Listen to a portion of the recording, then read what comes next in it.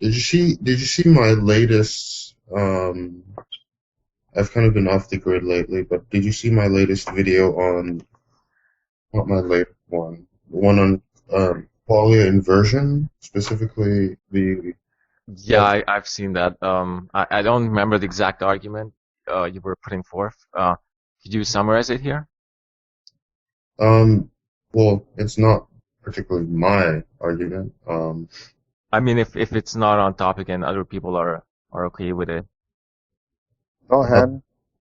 And also, I just double checked the software that I was referencing, and yes, they use 16S rRNA to identify different bacterial species. so the argument specifically was taken from a talk Ned Block was given on Qualia inversion, and basically he uses one of Wittgenstein's argument to show that his private language argument to show that the hypothesis of qualia is kind of irrelevant because there's no fact of the matter as to what color something is, as to like perceptually speaking, there's no fact of the matter as to the color of an orange. Only there's only a fact of the matter regarding the wavelength. There's not necessarily a correct way to there's not necessarily a correct way to perceive the orange, is what I'm saying, because, you know, how does it have a norm of some sort? So basically, what you're saying is that the perception of orange is subjective for everybody, and there is no fact of the matter Correct. regarding.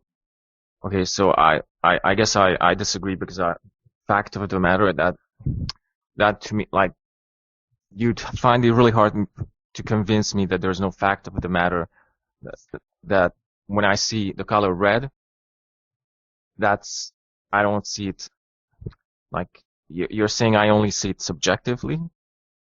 Correct. I mean, the way it's represented to you is subjective. So there's no fact of the matter as to how it's represented to you. There's only a fact of the matter regarding the wavelength. Yeah, I'm not too convinced by that argument, honestly. Did you see the clip that of there was this tribe um that doesn't have a word for blue in their language, and they asked them which color is not like the other. There was a circle of 12 square patches, and 11 of them were green, and one was sky blue, and they asked them which one is different. Okay, so does that have to do with lack of vocabulary in their language, or does it have to do with uh, It, it's do they have different cones maybe? Has no, that been tested at all, It's or do they the have? yeah, it's the association in their brain. yeah, because the way their language hardwires their brain to um, perceive reality a certain way. This is called the Sapir-Whorf hypothesis, and many people, including Lara Boroditsky, she's a cognitive science at Berkeley, and Robert Sapolsky, who's at Stanford, I believe, talk about this. Have you ever listened to Robert Sapolsky's stuff about testosterone? Really fascinating. Really? I didn't. Yeah, he did a lot of pioneering studies on how behaviorally testosterone relates um, to other stuff. I think the book's called The Trouble with Testosterone. I haven't read it yet, but it's supposed to be an absolutely terrific book from everyone that I hear. Yeah, I see it now. No, I haven't read. Just as an aside, that's not necessarily relevant. I just thought you might be interested in it. So Okay.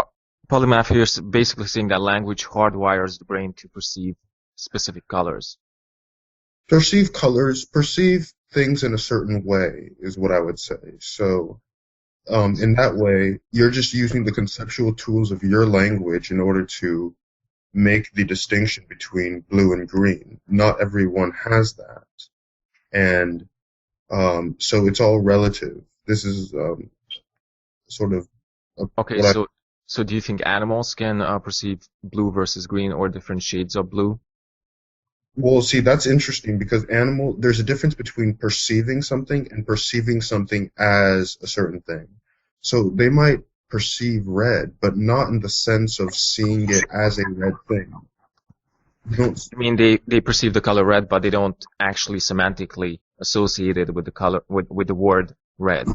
Exactly. So that's a Right, sort so of that's just the semantic association. That's not the no, qualia. but it's not just the semantic association also has an effect on the perception, and that's the issue I'm bringing up. So it's not as vivid to them as it would be to us humans, and that's a difference.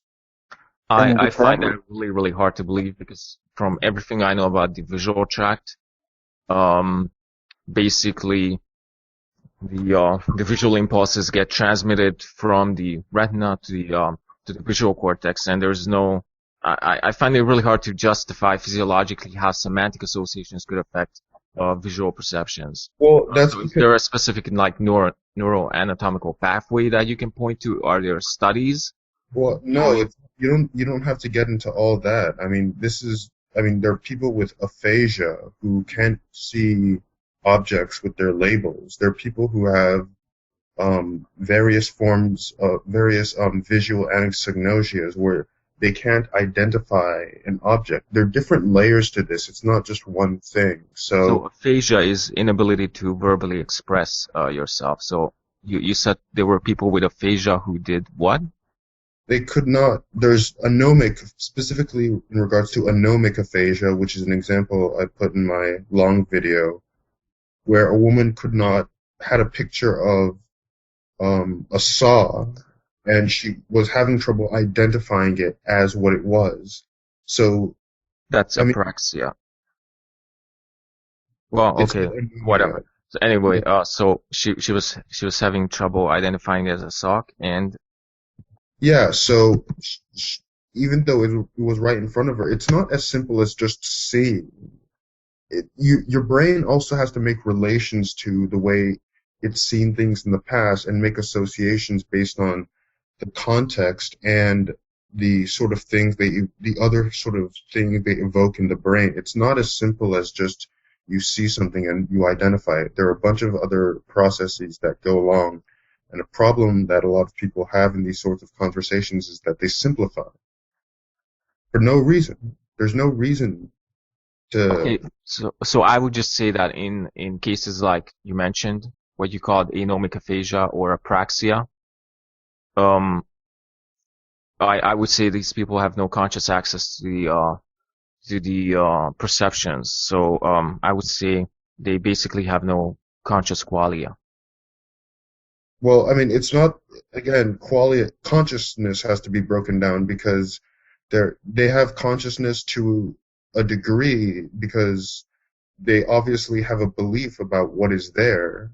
So they obviously have a theory of mind, a sense of self that allows them to formulate a belief that there is a thing there. It's just that they can't linguistically identify it.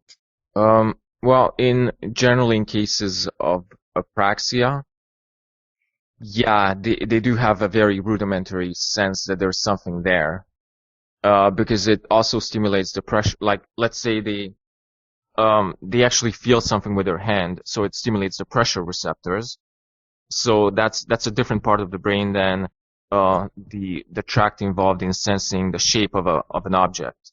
So I would say they have access to like very rudimentary pressure sensations, but they don't have access to the shape. Well, then again, you have to break that down even further because octopi, for example, don't have a sense of self, but they have a sense of detection. So there is a sense of there is this and there is that. So you have to break it down even further because sometimes it's not just about I feel this, it's just there is this without the sense of I. And so it's less egocentric and it's just more about signal recognition and detection. So this is the So case with people who have blind sight. They can react to things, but they don't actually have a belief about what is actually there because they're not as conscious of the perception as we are. Do you okay, understand? so I would say if there's no concept of I, there's no consciousness because often you'll find even yourself if you're driving a car, you often you know, turn on the radio, and you're not really conscious of these actions. You're Of like course. you're so Yes. I would say like you can actually turn on the radio, you can shift gears. Oh, yeah. V.S. No, Ramachandran uses that exact same example. He's driving in the car and he's making these incessant movements, and that's he uses that as an example of blind sight.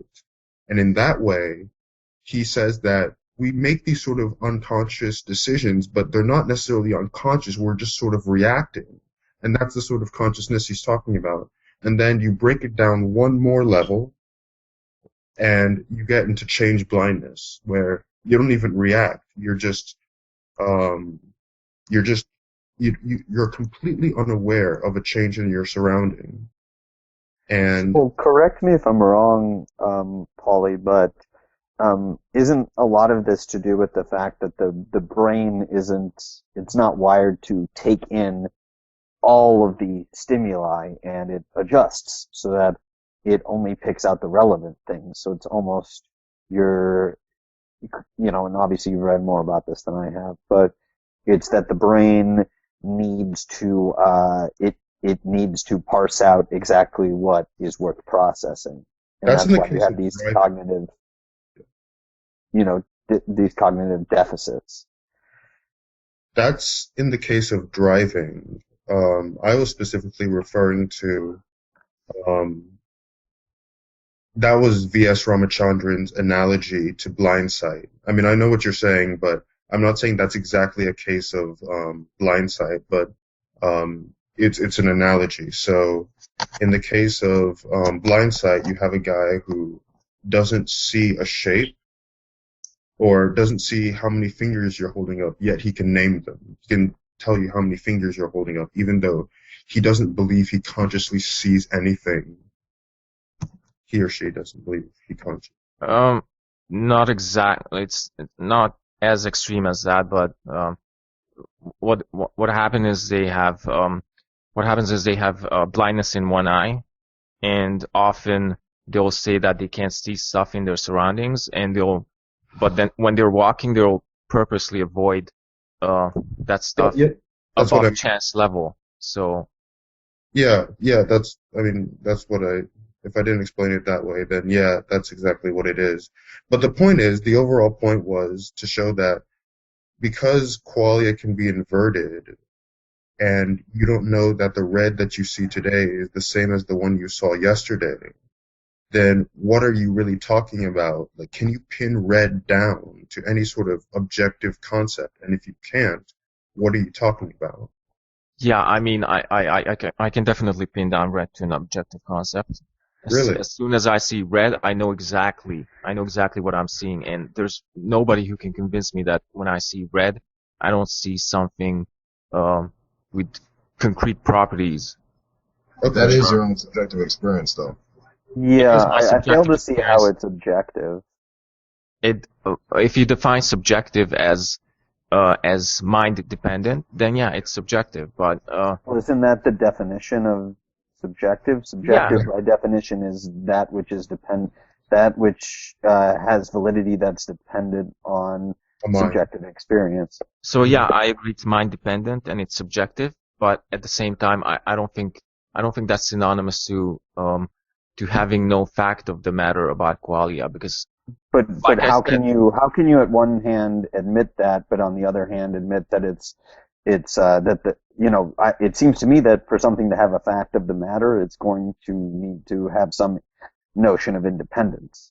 Of objectivity. Yeah. I wouldn't use the term fact of the matter. Well, What you I just would did, use so is- I'm, what I would use is I'm your terminology. Can we verify qualia intersubjectively? like I said, I wouldn't use the term fact of the matter. I would say it's when I talk about my qualia, I'm using vocabulary that actually refers to something.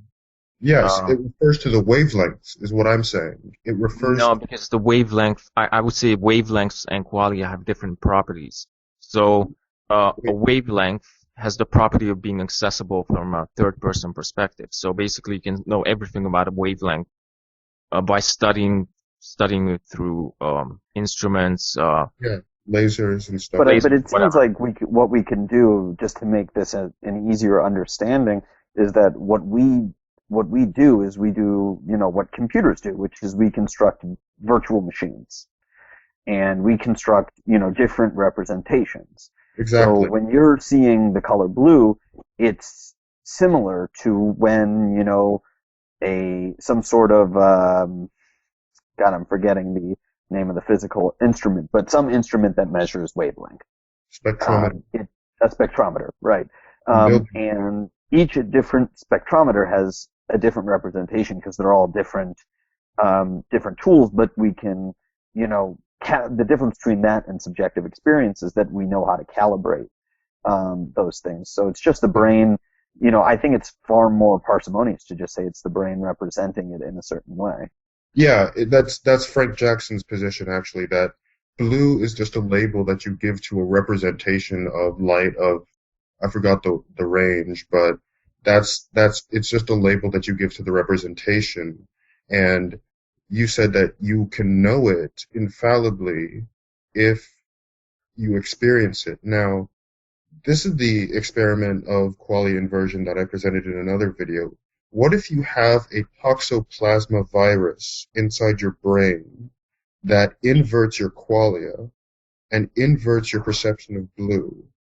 Would you know the difference? And if you wouldn't, how can you pin blue down to any sort of concept? How's that? I don't see how that's logically possible. How could a toxoplasma parasite invert your qualia such Because, that when you see blue, you think you see red? well, they actually did this in a lab. They put a toxoplasma virus in a rat, and rats tend to avoid cat urine.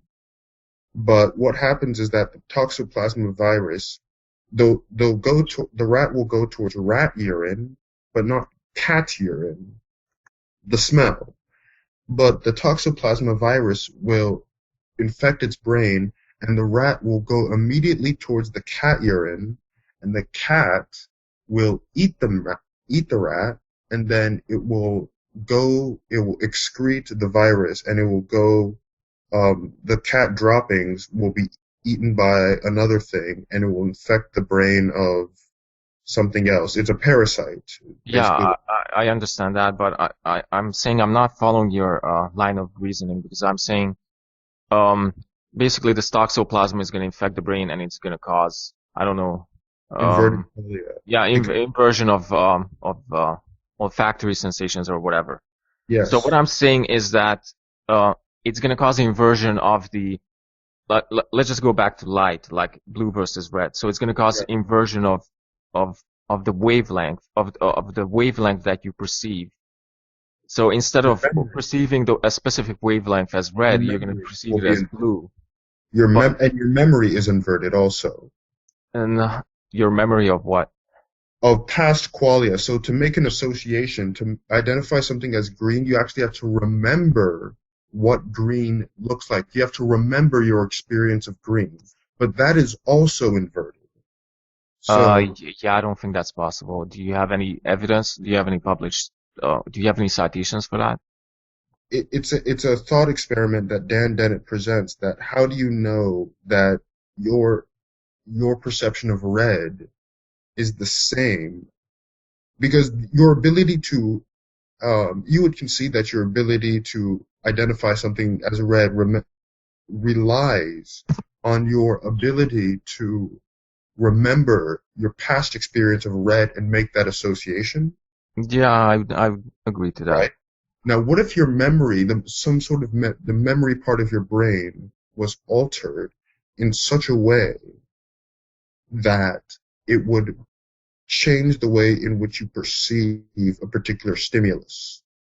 I'm not sure if that would imply anything about qualia, but at the same time, I don't think there's any evidence that that can actually happen in humans or animals.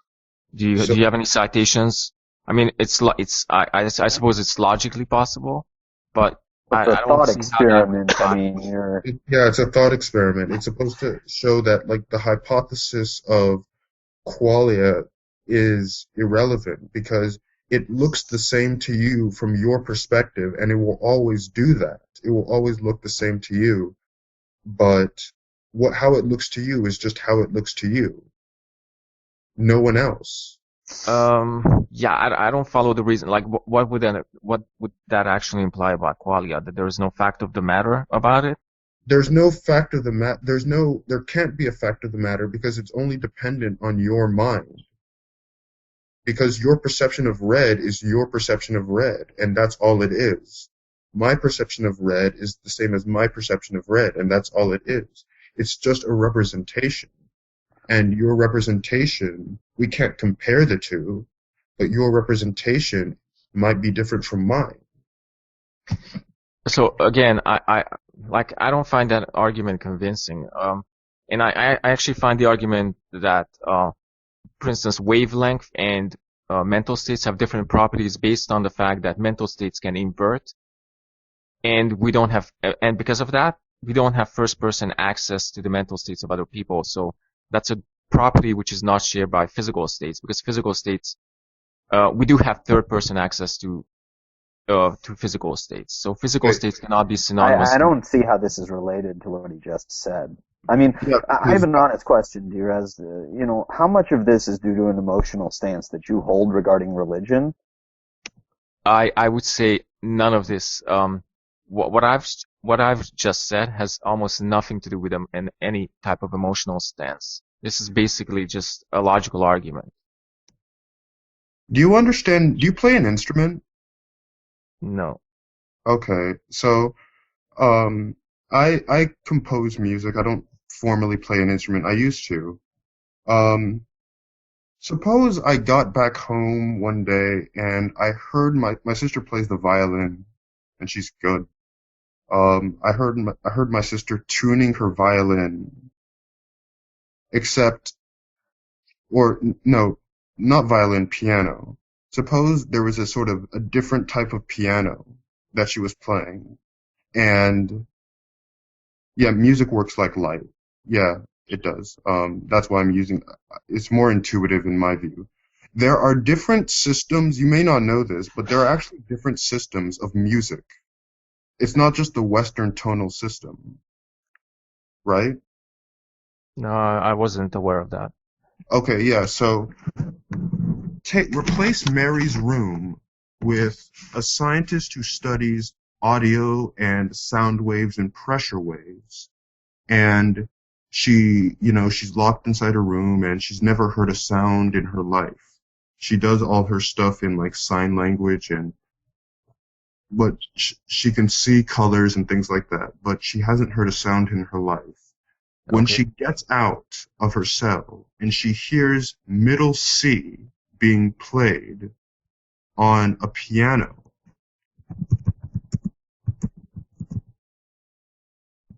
does she know what it's like? Does she learn anything new, basically? So, I would say, of course, she learned something new. She doesn't have access to middle C. She has never heard that qualia before. So okay, she wait, can hold know on. everything to know about, for instance, how the ear works, how the ganglia or how the nerves fire, or how action potentials are produced, or how the auditory cortex works. Yes. Okay, so She I'm gonna doesn't know play, what it. Go ahead. yeah, I'm gonna play the note right now. Just, um,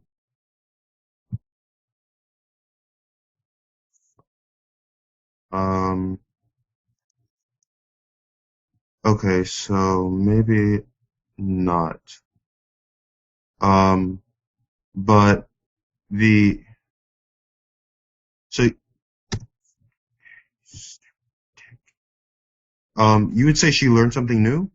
Yeah, I would say she definitely learned something new. She can learn all the physiology there is to know about the auditory system. She's obviously never heard a middle C before, so she doesn't know what it feels like. Yeah, she doesn't know the sound. No, it's not that she doesn't know the sound. She doesn't know what it feels like. I would put the emphasis on what it feels like. Yeah, and that's another kind of buzzword, it turns out. That's sort of like Chalmers has really screwed a lot of people up. What it feels like to her is not the same as like you're talking about. The problem is you're trying to divorce what it feels like from a perspective. It's not what it feels like. It's what it feels like to whom. because what it feels like to an advanced music student is not the same as what it feels like to a 5-year-old. Again, I don't see how that's relevant or what it implies about qualia. Because there's no such thing as an objective what it feels like. There's an objective what it feels like to her. Yeah, but she That hasn't doesn't make experienced. sense. That's definitionally subjective. You just use the modifier to her. Right, so it's okay, so subjective in the sense I don't think implies anything. I don't think it implies anything about qualia per se, because of course qualia is going to be mind dependent. Everybody, because if you don't have a mind, you don't experience qualia. So like I don't follow the argument. Like even if it's mind dependent, how does that imply that qualia doesn't exist? I'm still making the argument. Okay. Because the point I made, the reason I chose music specifically is because, well, first of all, I know it better, but also because the reason I said middle C is because that only exists in the Western tonal music system. Okay? There are other tonal music systems, like the Japanese tonal music system, that don't have that sort of note. So it's not about what it feels like to hear middle C. It also depends on the conceptual structure you're using to organize musical notation in the first place. Because it's going to sound differently to a person trained in the Western tonal music system as it will be to the person trained in the Japanese tonal music system or some African tonal music system. It's not, there's no, or a Chinese or an East Asian, an Oriental system of music. So it's not, there's no such thing as what it feels like objectively, what it feels like to perceive the 251 megahertz of audio. Sorry, 251 hertz of audio. Are you saying there's no fact of the matter what it feels like to experience a middle C mind independently? Because in that case, yeah, I would agree, because obviously you need a mind to experience Yes, but there's middle no C. fact of the matter as to what it feels like to experience middle C, even if you do have without context, because it, depending on what system you're trained in, I mean, when a Chinese person, the way a Chinese person hears middle C is not the same way I do, because we're trained in different tonal music systems.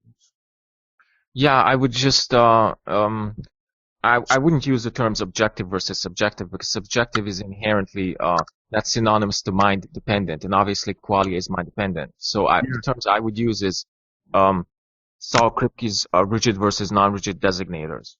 But there are no rigid designators. That's the point. Because for a Chinese person, a person trained in that music system, he's like, what?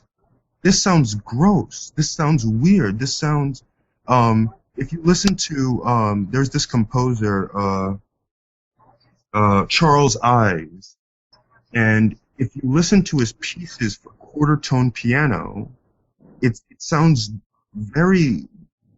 it sounds so foreign, because he's using tones that we don't have in our music system, and he's using them on a different type of piano that plays notes that we have never even heard of. So, So how does any of that imply that there are no rigid designators regarding qualia? Because you make up the rigid designators. The rigid designators are all made up. That's the issue. There's That's inconsistent. Saying that's inconsistent with the system that is generally communicated from across these boards. Exactly. Yeah. Because. Sorry, what? I missed what Wolfgang said. Wolf, please clarify. I said that. I mean, we're talking about communication. He's saying that basically what you're talking about would be inconsistent with that system because the rules are different. Yeah, the rules are so much. I mean, there are differences between tonal music systems. Not Okay. every Go ahead. Sorry. Yeah, not every music system is the same. So it depends on which music system you're trained in. You make up the rigid designators. They're not there by themselves. Okay, so in philosophy, a rigid designator is a thing which refers to the same thing in every possible world. So Yeah, even if we use a word which means different things in different contexts, the actual meaning of the term, which is the proposition, the informational content of the word or the sentence, if it refers to the same thing in every possible world, that's still a rigid designator. So, but it doesn't refer. But can't you think of a possible world where the exact same associations to something like red would, and we just call it blue? Yeah, we That just call. seems completely coherent to me. Yeah, sure, we can take the Qualia red and we could call it blue, yes. but that wouldn't change the fact that it's a rigid designator. Blue would still be referring to the same qualia. The word blue would still be referring to the same qualia. So a rigid designator doesn't have to be the same word. But you're already, when you're referring to the same qualia, you're assuming that there's already sort of an objective thing that you can hold on to. And what I'm saying is that there isn't, once you get outside the realm of people's minds, it's all up to the individual and the past context of that particular individual. That's why. Yeah. Just to highlight. Really quick. The thing here is, if you can't, if there's no way that you could verify this to someone else, to a different individual, if there's no way you could explain your subjective experience to another individual to where it becomes intersubjective, meaning it makes sense to both of you guys, then there's no basis to even get close to objectivity. There's no way to transcend that subjective experience. You're limited in your own personal view. That's the main point of contention in this entire discussion. Right. So again, I would avoid the terms objective versus subjective, because like I said, subjective is by definition mind dependent. So I would use the term rigid designator, and that's the term that's used in philosophy. Yes, but the verifiability is the actual test to where to where subjective can actually transcend into intersubjective, which would make it at least close to objective. Because in order for something to be objective, there has to be intersubjective verifiable evidence for it being accurate and readily communicated in that sense. That's a core principle in scientific investigation. Yeah, and that's why I brought up the thing about the different tonal systems of music, because they classify them differently. And when you talk about middle C and what it feels like, you have to talk about what it feels like to whom, what it feels like to a person trained in the Western tonal music system or someone trained in a different system. I mean, they're different notes. The conceptual structure varies depending on your society, and that's the whole thing. Okay, so can I explain what I mean by rigid designators specifically? Sure. So I try to avoid the terms objective versus subjective, because I think rigid designators provide a much more coherent account of what I actually mean by what I'm actually referring to. So let's say I experience a certain color, such as red. Yes. Now, there's no possible world in which my experience of redness, what I actually mean when I see red, there's no possible world in which that experience corresponds to the to seeing blue. Even though I might use different words in different in other possible worlds, the experience itself, there's no possible world in which the experience of red is the experience of blue. Can I ask you a question about that? Yeah. Imagine a world in which the only color you saw was red. Would that be the same as the red that you see in this world? Do you hold to a sort of atomism about qualia, that there is, because my view on that is that your ability to identify it as red and perceive it in the way that you do relies on your ability to contrast it with other colors. Now, do you think that if there was a world in which everything was painted red, that would be the same sort of perception of red that you have today in the actual world? I think so, but I'm not sure about that. Well, that's something to think about, because a lot of times people hold to this atomism about qualia, and it seems sort of, when you break it down, it seems sort of incoherent, because imagine a world in which, let's replace it with music, that the only sound you heard was middle C, was just middle C on the piano, 261 hertz. Now, Yes, thank you. Um, whoever did that. Yeah, D minor is very sad, but would that sound the same as um was that D minor? Yes, it was. Yeah. Uh, Um I personally think it would sound the same. It might be unpleasant to hear.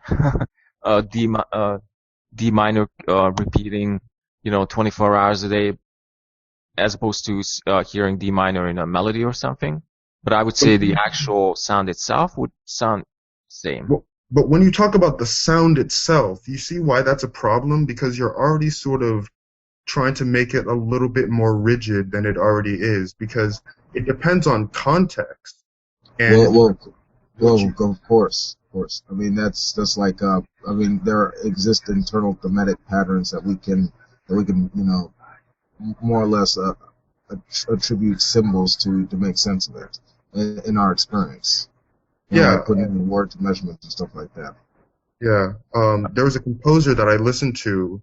His name is Steve Reich, and a lot of his music is very, very repetitive, and it puts you into this sort of hypnotic aura, but it's repeating the same thing, but after a while, it starts to sound differently than when it started in the first place, because your brain has sort of adjusted to that, so it doesn't really feel like anything. It's sort of a background sort of feeling.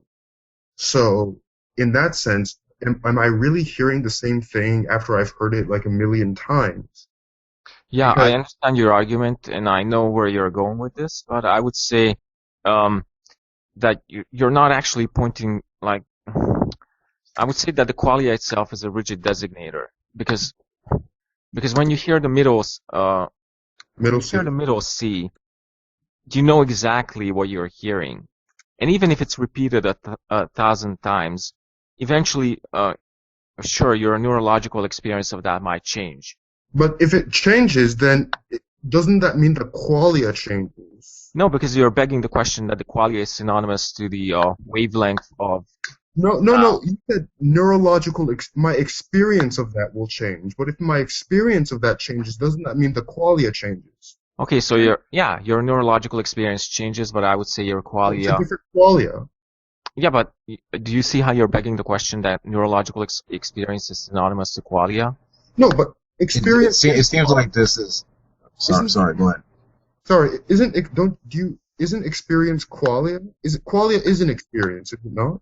I said neurological What experience. does that Okay, so mean? I mean, it seems like you're just Sorry, putting a that's modifier in front of yeah. it to that's make it. probably the wrong word to use. I meant I neurological. mean, it's funny because you'll say, well, it's mind dependent, but it's not subjective. It's a rigid designator, but I can't point to it. You'll have a different experience, but it's not a different qualia Yeah, experience. yeah. This is Like, getting indescribable. Like, it doesn't seem to be very consistent in its reasoning. Yeah, because Okay, I've so I listened. used the wrong word. I shouldn't have said neurological experience. I meant neurological activity. So if you keep hearing the middle C over and over again, obviously the neurological activity is going to change. And my experience will change because it doesn't sound the same as when I heard it the first time. It really doesn't. Like Yeah, this and guy, I can see that your experience changes, but that doesn't imply that neurological activity is the same thing as that's a non sequitur, isn't it? yeah, Aren't we arguing over whether the experience qualia. changed, not whether Yeah. they're, we're talking. I mean, we can go into that, but I mean, it seems like you like to change the subject sorry, whenever it could gets you thrown repeat out. that? I missed what you said. Like Well, I mean, the that's a non sequitur. We're not talking about that. We're talking about does the experience change? I mean, either it does or it doesn't, and it seems like your I can stance see that it dictates that it changes. would have to not change. Yeah, I can see that it changed now. Where do you go from that? yeah. So is it a different qualia if I'm hearing it? Because when I'm hearing it, it sounds different from when it started off in the first place. Yeah, So I would say if you subjectively perceive it as different, it's a different qualia. Okay, but then it's the same notes. It's the same wavelengths that are going. So is that what are we talking about? So you're saying that you're conceding that if it was the only thing you heard, it would be different than how you hear it in the actual world. Yeah, so again, I think you missed my point. I was saying that the qualia can be different, but Yes. the neurological activity can be the same, or it can differ. So Dude, It can be the same or it can differ. I'm gonna stop here. I gotta be honest with you. or it could differ. It doesn't really make a difference to my argument. Dude, I gotta be honest with you, and I don't mean to be rude, but I've listened to the whole of what you had to say about this Qualia thing, and I gotta be honest with you. This makes no sense to me at all. I mean, so if it's dependent on your own subjective experience, if you can't verify it to anyone else or communicate it readily and accurately as possible to someone else, how could you say that this is a legitimate thing in the real world? Yeah, I mean, again, like you missed my entire point that I was saying that I use the term rigid designators as opposed to subjective versus objective. But we can't. what dude, exactly are you dude, pointing okay. to, though? Here's the thing, actually, and I truly hope that you were paying attention here. That's a false dichotomy. I'm not saying that it's only subjective or objective. I told you very clearly that the only way to transcend the subjective experience is that you're able to intersubjectively verify what you're talking about. If you can verify it as accurately as possible and communicate it as accurately as possible to other people. You have not done this, as Sam pointed out. You've used different terms very inaccurately. It seems like you're trying to use these terms to try and justify this subjective experience, and it's not holding up. That's why I'm saying that you, on a pragmatic level, you're incompetent when it comes to explaining this idea. Okay, so you're saying that the subjective experience has to be objective for it to exist. Well, I mean, I'm saying that given the course of this conversation, you failed to make your point as accurate as possible. Okay, I understand. I mean, I'm not really the best person to explain this, especially in a hangout, and these things are pretty hard to grasp. So, yeah, I can see that I didn't do the best job of explaining it here. Well, I mean, I feel like I grasp what you're saying, but you just seem to change. Well, that's not the qualia. That's not. I mean, at what point are we actually pointing to something? Like it seems like your entire case is built off of the ineffability of qualia. But if qualia is just completely ineffable, how can you say that it has any ontological priority? I never conceded that qualia is ineffable. I said qualia is ineffable from a third-person perspective. But from your first-person perspective, what you experience, you have complete access to your qualia. When I see red, there's no way I can be mistaken what the mental experience is. So that leads me to rigid designators. But I mean, that seems like a non sequitur. How are you getting to that? Because in every, I don't think you're following the argument. I mean, I'm following it. I'm asking questions. How do I get to what? To a rigid designator? I mean, I don't know what you know of philosophy, but from what I understand of philosophy, it's not just grabbing terms because they are, because you can weasel your way into a case.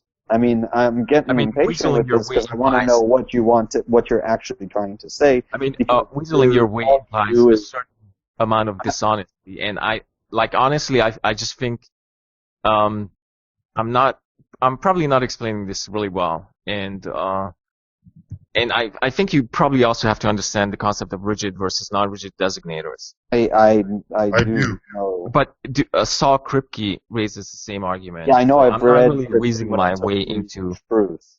So, sorry, what? I took a course called Theories of Truth at Cambridge. I've read Kripke. I'd like to know,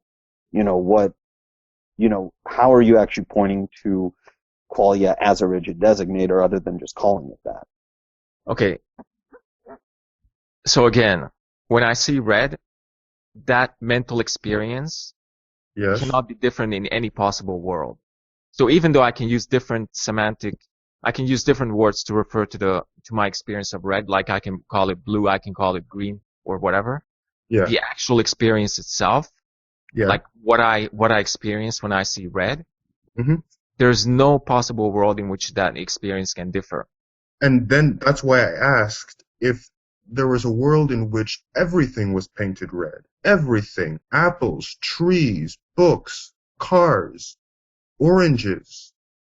And would that perception that you have in that world be the same as the perception of red that you have in this world? Um, hmm, I will have to think about that. I'm not really sure. Yeah, because my argument is, I was going to put this in a video, but I've just been busy, that there's a sort of idealism rests, and Rots has had trouble with this.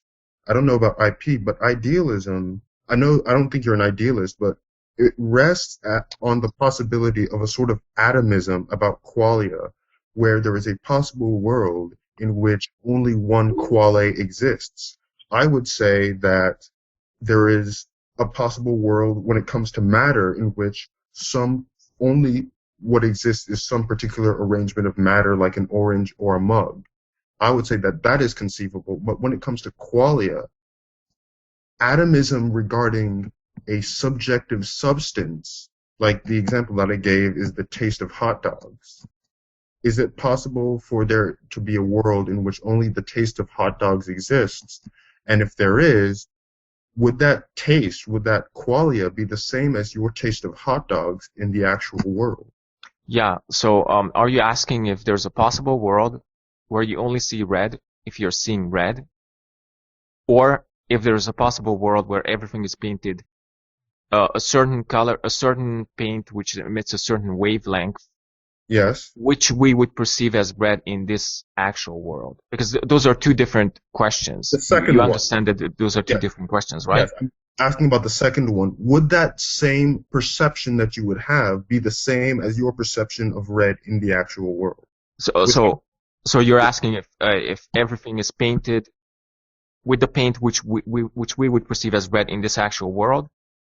In this possible world, would that be the same perception you would have in the actual world? I'm not sure, and it may or may not, but I'm not sure how that would imply anything about rigid versus non-rigid designators. Because it depends on the context. What I'm saying is that context is important, and if you're going to call it red, how is it a rigid designator if the very percept might change in one possible world? Then if we're referring to it, You're not understanding. The perception isn't changing.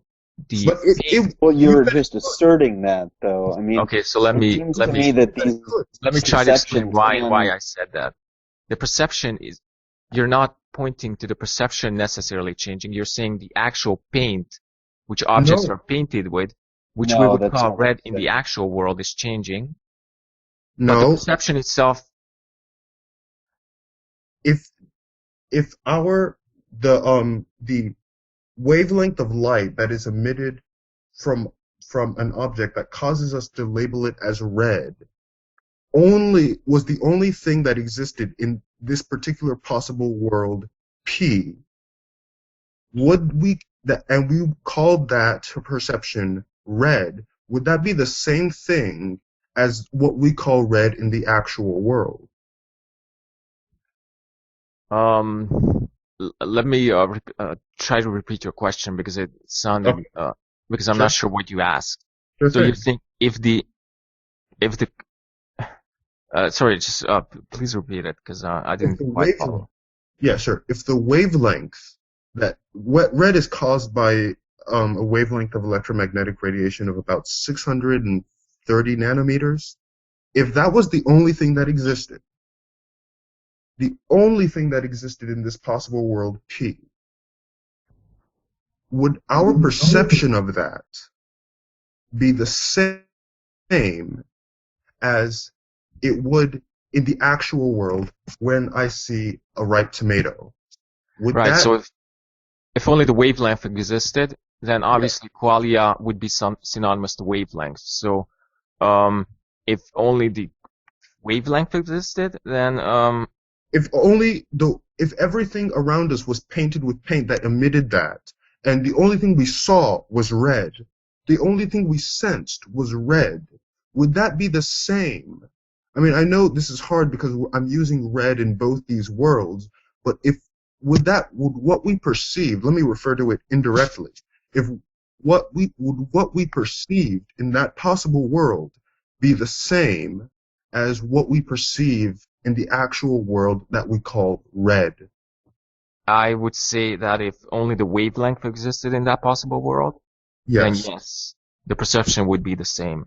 Okay, so you're trying to say that you can have the perception of red divorced completely from the ability to distinguish it from other colors of the of the visible spectrum.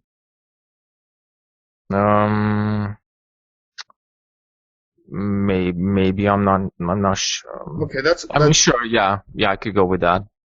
okay. So you're trying to tell me. So in which case, when I listen to the music of Steve Reich and I hear it repeat itself over and over, why does it sound different to me, even though they're playing the same notes? Over time, it sounds different to me, even though they're playing the same notes. It doesn't sound the same to me when the music started. I would say your analogy is not really analogous because you said in a possible world where only a wavelength exists. Yes. It's obviously not synonymous to the actual world where you have other mental experiences besides But the actual wavelength of the sound. So obviously, if you have other mental experiences, those mental experiences interact to produce a different type of qualia.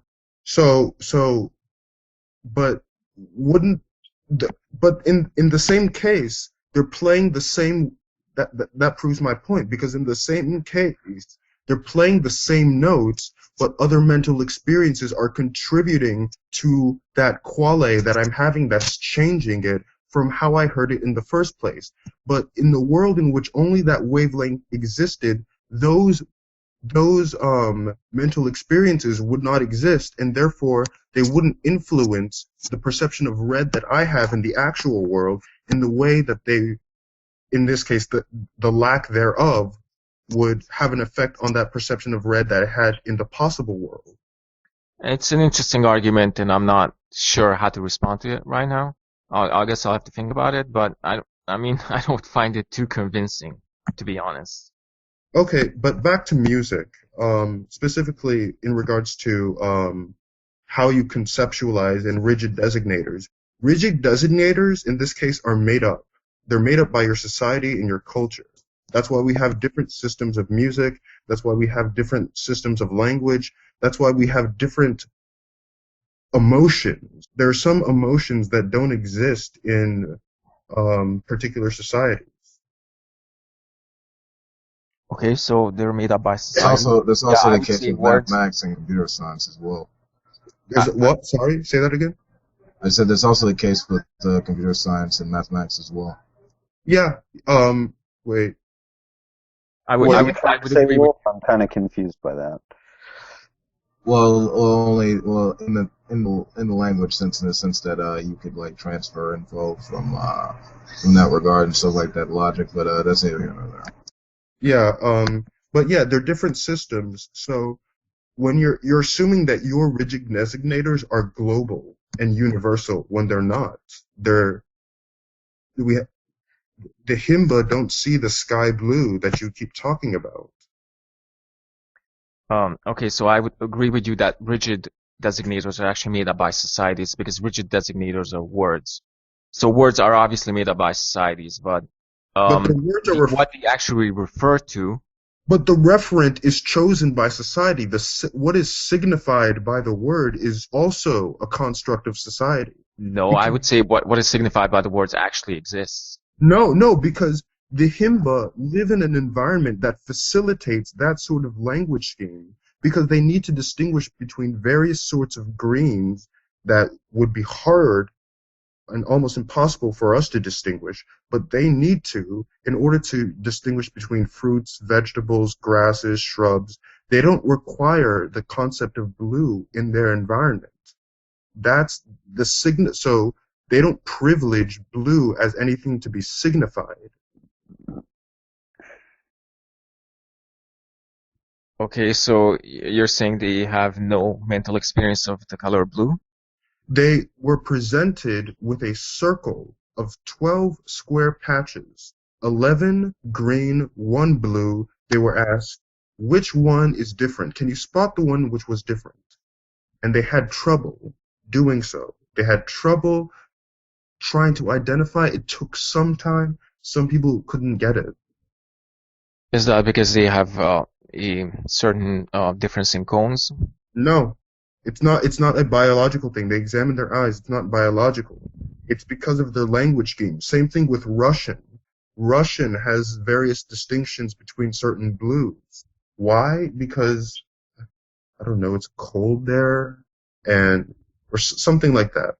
They have certain distinctions also. This is called the Sapir-Whorf hypothesis, which is Well, that it's the same thing with there was a tribe there are countless examples of this, but Yeah. there was a tribe in South America that actually can't tell right from left. They can only tell towards the river or towards the mountain.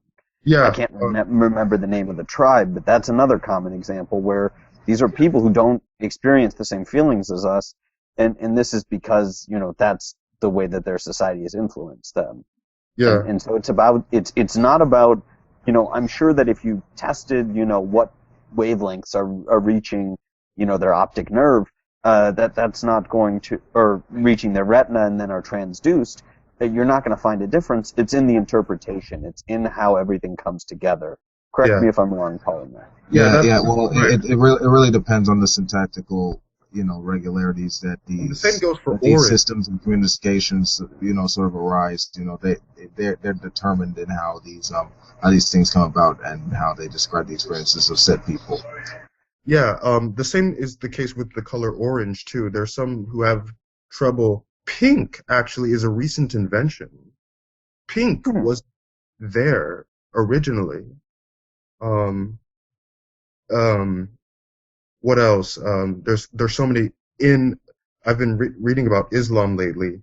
There is a hadith in which it's kind of funny, where Muhammad is confronted by a wife who's been abused by her husband, and this particular hadith describes her skin as greener than the veil she was wearing. Green? I mean, it's a sort of, there's a sort of sociology. Well, also there's, I used to speak a little bit of Yiddish, and there are words in Yiddish that there aren't, there are words that I can experience that other people can't, because there's no direct translation for them. Like nachas? I think a really good one is verklempt. Oh. Which is like, it's sort of like being choked up. It's a little bit richer than that. A common example of like notions that really only exist in the languages that are there are things like Geist in German. Yeah, time, Zeitgeist or Poltergeist, the spirit or the time or the phantom or something. Yeah, it's really hard to, and I think Steven Pinker actually writes about this. Yes, he does. Nachas, the feeling of joy that you have when one of your children has accomplished something great. And that's... So Polymath, I don't think this argument has much to do with anything or it doesn't prove much. Because obviously if you don't have a word for blue, and somebody asks you a question, which of these things is different, and you view various shades of green, or you label various shades of green and blue as green, you're obviously not going to pick out the blue because you obviously have this concept that the blue is a shade of the green. So if somebody asks you, like, which of these is different, well, you can really point to anything. Well, I mean, I just showed that that's not true because they could... So what if we labeled two shades of green? We labeled a shade of green, let's say a lighter shade of green as green and a darker shade of green as a completely different color. Let's say we use the term purple instead of dark green, just as a random example. Then somebody asks you which of these things is different. Obviously, you point to let's say somebody showed you a whole range of shades of green. Yes. From very light to very dark. Yes. Now, you call the very dark shade of green a different color. You call it purple. Yes. So somebody asks you which of these things is different, you'd immediately point to the dark shade of green, as opposed to all the other shades, because you have this semantic association that this dark shade of green is actually called purple. Yes. So that only points to semantic associations. It doesn't actually point to presence or absence of qualia. Well, no, that's actually not. I don't think that's a correct interpretation because, it's not. You're not. The experiment isn't asking, do you have a word for this color?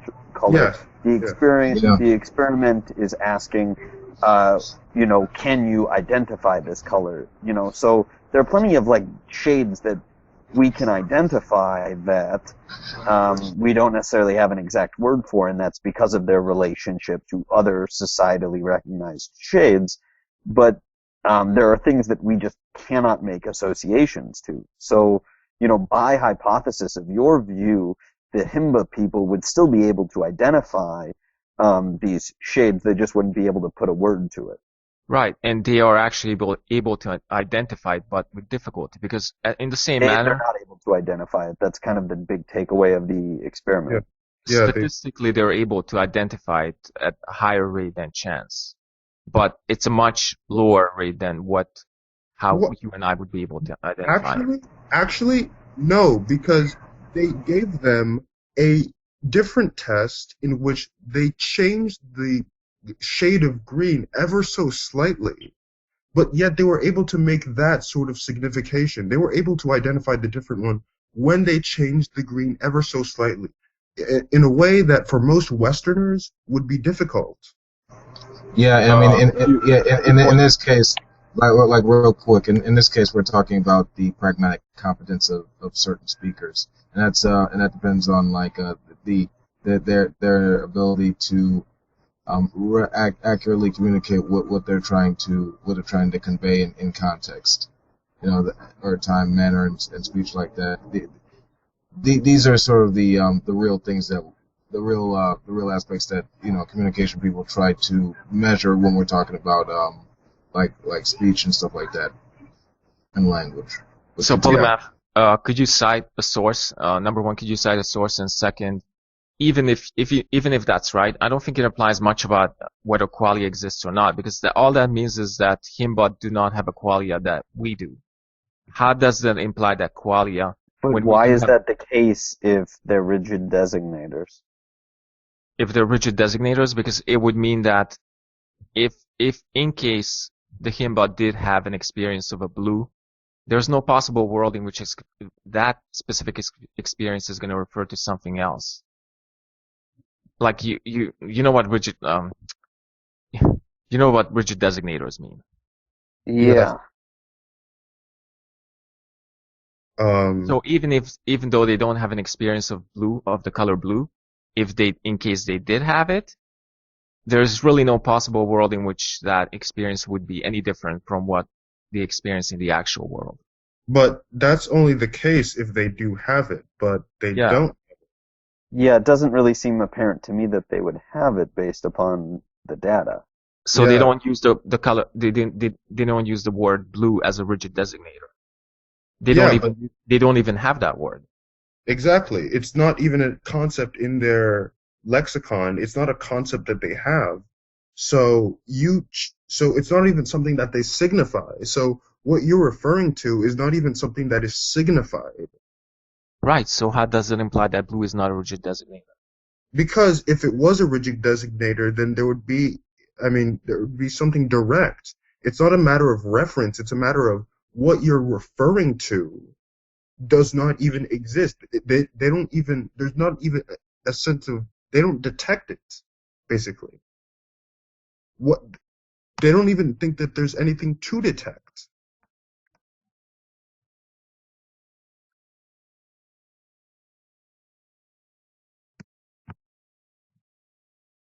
Hello? Yeah, I'm not sure how to respond to that. I mean, do they just, how many qualia are you not seeing? Like, what about, but again, how does it imply that the words I'm using to describe my qualia, the ones I am seeing, are not rigid designators? Because you're using a conceptual structure that signifies certain things. They're rigid designators locally because you're using the English language. Yeah, what he's saying is if there's some possible world where you don't have those associations and you don't have that imbued context, you don't have the same experience. Experience is plastic to social context. Yeah, and also it's not a digital. I brought this point up, or I think you brought it up, Sam, that it's not digital. This is why this sort of qualia information thing doesn't work out, because it's not a digital thing. It's an analog. It's a continuum. I mean, this Okay. is obvious. This is why we have trouble writing statistical algorithms that can do the type of visual recognition that we can. Do you see how that's a problem for physicalism more than any kind of substantialism? Because if if mental states are analog and brain states are digital, then how does analog mental states appear from digital brain states? The brain states aren't digital because the brain is always Word salad. No, The it's brain- in the word salad. It was a what if legitimate we- question. What if we were to refer to as red as 650 nanometers? Well, I think a lot of this is that a lot of that's along the ideas of what Patricia Churchland hopes will happen, which is that we start actually referring to things as what they are and get rid of sort of the folk psychology. I don't know how much I buy that idea, but it is an idea. Something to consider, I think. I'm not. I mean, I used to be on the eliminative materialism bus, and I'm sympathetic to a lot of the things they say. I'm kind of agnostic as to the whole representation, but I mean, one thing's very clear is that there's really no fact of the matter regarding the representation. I mean, it's just you're using whatever conceptual structure you happen to have been brought up in. Okay, so you never actually answered my question. So if brain states are digital and mental states are analog, you said mental states are analog, right? Yeah, and the brain is analog because the brain is always changing. Always. Analog, like I take brain states to be digital because like action potentials are either like axons either fire or they don't fire, so it's a 0 or a 1 state. So in that sense, it's digital. But okay, sorry, maybe Did you say the mind or brain? Brain states are more fine-grained but they're so fine-grained that they might as well be analog, but basically they are fine-grained. And in sorry, I'm not familiar with that. Analog as in physical, correct?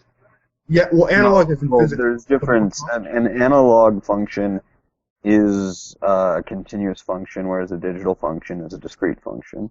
Sorry, I meant fine-grained. What do you mean by fine-grained?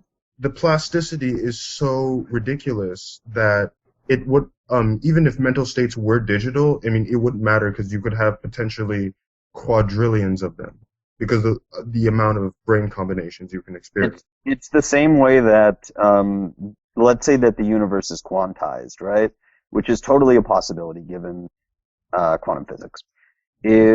We can still map, even though, space-time is ultimately quantized, we can still map that to a continuous function. Of course. Because it's so fine-grained.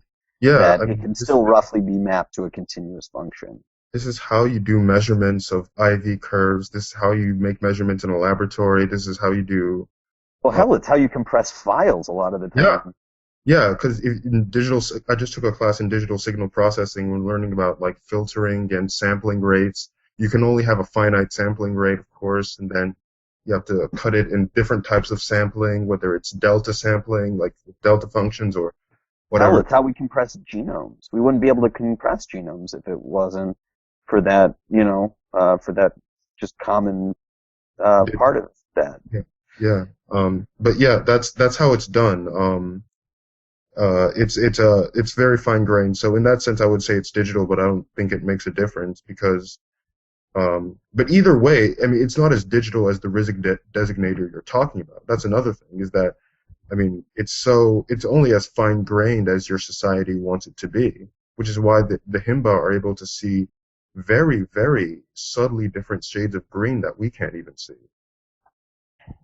Or they have words for subtle shades of green that you can see that you would call light green versus very light green. They would call. I wouldn't make those distinctions. That's what I wouldn't even say that's light green because you put them. They both look like dark green to me. So in that sense, I'm just using my conceptual structure where it fails. Basically, it fails.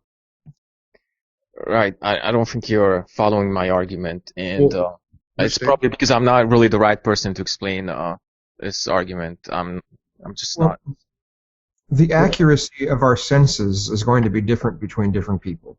So yeah, I mean, or our vocabulary or our senses. I agree with that completely.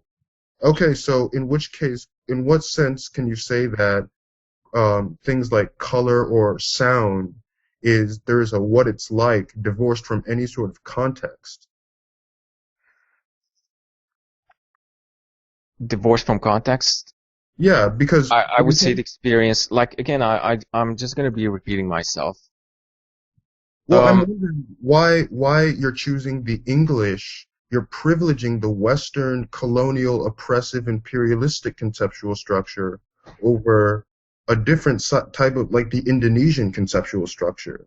Not really. I could use Indonesian words to describe my mental experiences. That wouldn't change anything but my actual mental experiences. But It would just change the words I'm using to describe them. no, because if you train yourself in the Javanese system of music, the Javanese tonal system, you will actually learn you will hear tones differently. It's because you will hear tones differently than you would. This is why we can't tell the difference in other languages.